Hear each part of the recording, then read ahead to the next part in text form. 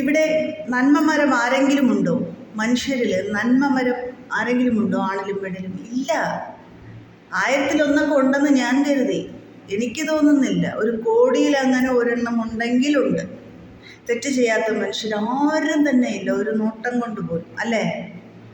അപ്പം നമ്മൾ എന്താ ഞാൻ പറഞ്ഞു വരുന്നതെന്ന് പറഞ്ഞാൽ, ഒരാപത്ത് ഘട്ടം വരുമ്പോൾ എത്ര തെറ്റ് ചെയ്തെന്ന് പറഞ്ഞാലും നമ്മൾ അവരെ വെറുതെ വിടുക. ആപത്ത് വരുന്നത് എന്തുകൊണ്ടാണ്? ചിലപ്പോൾ ചിലവർക്ക് വരുന്നത് എന്തെങ്കിലുമൊക്കെ കഠിനമായ തെറ്റുകൾ ചെയ്യുമ്പോൾ ദൈവം കൊടുക്കുന്ന ശിക്ഷയായിരിക്കും എന്നൊക്കെ പഴമൊഴി ആൾക്കാർ പറയുന്ന കേട്ടിട്ടുണ്ട്, എനിക്കറിയില്ല.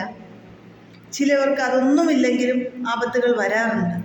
എന്ത് തന്നെയായാലും ഒരു ആപത്ത് ഘട്ടത്തിൽ നമ്മൾ ഉപകാരം ചെയ്തില്ലെങ്കിൽ ഉപദ്രവിക്കരുതെന്നാണ്. അവരുടെ ഫാമിലി അവർ ജീവിക്കട്ടെ, അമ്മയായി മക്കളായി. അവർ ഇന്ന് പിണങ്ങിയാലും നാളെ ഒന്നാവും. ഈ പറയുന്ന നിങ്ങളും നമ്മളും അല്ലെങ്കിൽ ഞാനും പുറത്താകും. അതാണ് പണ്ട് തൊട്ടേ നടന്നു വരുന്നൊരു ചരിത്രം.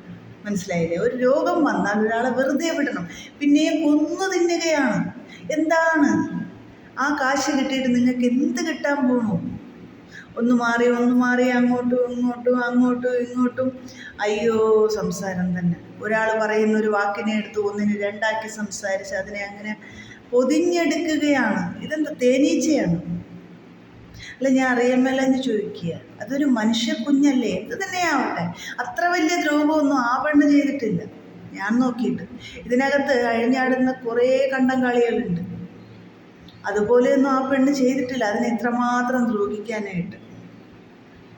ഒരു ലേഡി പറയുന്നത് കേട്ട് കഴിഞ്ഞ് സഹിക്കത്തില്ല. അവൾക്ക് അങ്ങനെ തന്നെ വേണം. അവൾക്ക് ആ രോഗം കിട്ടിയതിൽ ഞാൻ സന്തോഷിക്കുന്നു. ഇനിയും വരട്ടെ. ഇതൊക്കെ നിൻ്റെ വീട്ടിൽ വന്നാൽ നീ സന്തോഷിക്കുമോ? എൻ്റെ ഒരു ചോദ്യമാണ്. ആർക്കും സന്തോഷിക്കാൻ കഴിയില്ല. മാറാ രോഗം വന്നാൽ ദൈവത്തിനെ വിളിക്കാത്തവർ പോലും വിളിച്ചു പോകും. മനസ്സിലായോ? ആർക്കും സന്തോഷിക്കാൻ കഴിയില്ല.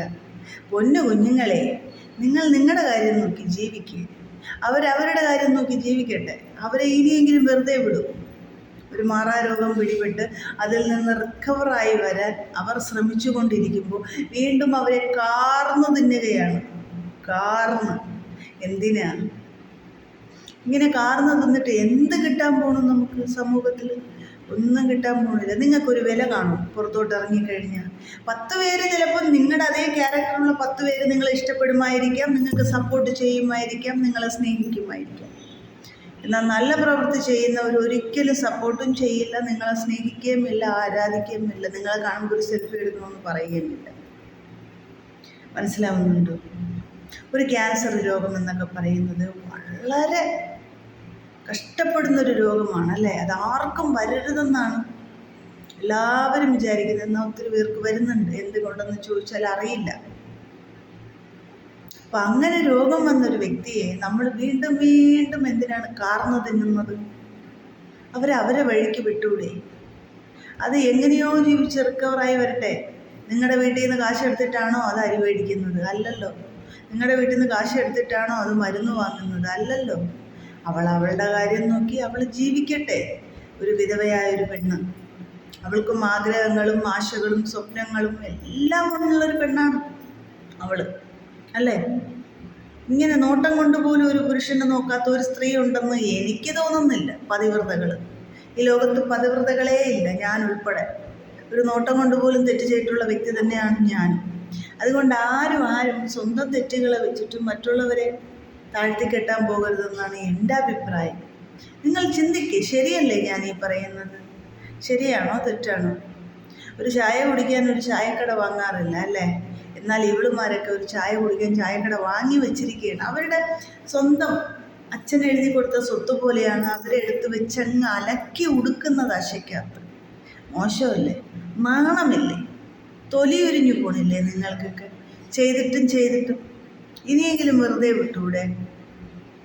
അമ്മയായി മകനായി അവർക്ക് സൗന്ദര്യ പിണക്കങ്ങൾ കാണും. അവർ ഇന്നല്ലെങ്കിൽ നാളെ ഒന്നാകും.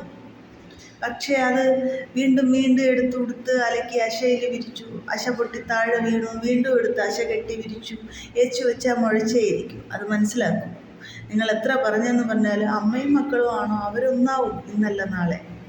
നിങ്ങൾ പുറമ്പോക്കാണ്. ഈ ശാപം എന്തിനാണ് ഏറ്റുവാങ്ങുന്നത്? അവരെ വിറ്റ് തിന്നുന്ന കാശ് കൊണ്ട് നിങ്ങൾ ഹാപ്പി ആയിട്ടിരുന്നിട്ട് എന്ത് സന്തോഷം കിട്ടാനാ? ഒന്നും കിട്ടാനില്ല അല്ലേ? തെറ്റ് ചെയ്തു, ചെറിയ തെറ്റെങ്കിലും ചെയ്തു, അപ്പോഴും നമ്മൾ പ്രതികരിച്ചു, ഓക്കെ, സമ്മതിച്ചു, അത് ആ ചെയ്ത കാര്യം ആ സമയത്ത് പ്രതികരിച്ചു. ഇപ്പോൾ അതൊരു രോഗിയായി, അതൊരു കിടപ്പ്, ഒരു കാര്യത്തിലേക്ക് കിടന്നുകൊണ്ടുള്ള ചികിത്സയും കാര്യമൊക്കെ ആയിട്ട് പോയിക്കൊണ്ടിരിക്കുന്ന ഒരു ലേഡി. അതിനെ ഇനിയെങ്കിലും ടോർച്ചർ ചെയ്യാതെ നിങ്ങൾ വെറുതെ വിട്. അതൊന്ന് റിക്കവറായി വരട്ടെ. റിക്കവറായി വന്നതിന് ശേഷം ട്രോളാം. അവൾ തന്നെ പറഞ്ഞിട്ടുണ്ട്, അവൾ മനക്കട്ടിയായിട്ട് മനക്കരുത്തോടു കൂടി അവൾ പോയൊരു പെണ്ണാണ്. അവൾ പറഞ്ഞു, ആ ട്രോളുന്നവർ ട്രോളട്ടെ, എനിക്കൊന്നുമില്ല എന്ന് പറഞ്ഞു. പക്ഷേ ഇപ്പം ട്രോളുമ്പോൾ ആ മനസ്സ് വേദനിക്കും, എത്ര തന്നെയായാലും. കാരണം ചങ്ക് പറിച്ചു കൊടുത്താലും ചെമ്പരത്തിക്ക് പോകുമെന്ന് പറയുന്ന കാലമാണ്. ഹൃദയം പൊടിഞ്ഞ് നിൽക്കുമ്പോൾ മറ്റൊരാൾ വീണ്ടും ഹൃദയം പൊടിക്കാൻ നോക്കുമ്പോൾ ഒന്നുകൂടെ ഹൃദയം പൊടി. മനസ്സിലായില്ലേ? അതുകൊണ്ട് എനിക്ക് പറയാനുള്ളത്, രേണുസുധിയെ നിങ്ങൾ വെറുതെ വിടും. ഒരുപാട് ട്രോളിയവർ ഇപ്പോൾ ട്രോളുന്നില്ല, കാരണം അവർക്ക് മനസ്സിലായി ഇത് വേണ്ടായിരുന്നെന്ന്. അതുകൊണ്ട് ഞാൻ പറയുന്നു, വെറുതെ വിട്, അവർ ജീവിക്കട്ടെ.